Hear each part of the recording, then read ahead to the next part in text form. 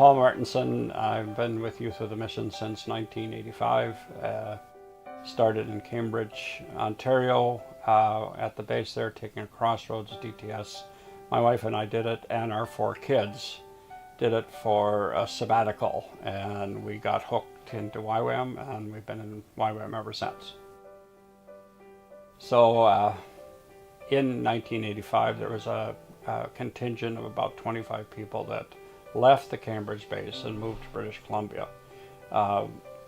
We were asked at the time if we wanted to be involved in that, and we're doing a lot of work with First Nations and urban ministries, and in that context, yeah, we said we would love to move to Vancouver and continue that work. So we got to British Columbia in the late fall of 85, just before Christmas, and spent our time there. But by that summer, we were doing a lot of ministry in First Nations, and there was quite a bit of urban ministry going on, and there was Expo 86 and outreaches, and King's Kids was starting to form, and there was just all sorts of activity at that point.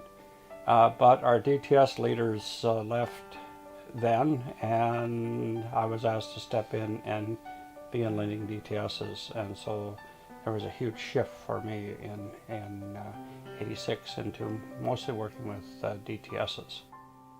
And it was in that context that actually I recruited Don and Gwen Neufeld to come in back on staff with Youth of the Mission and take on leading DTSs.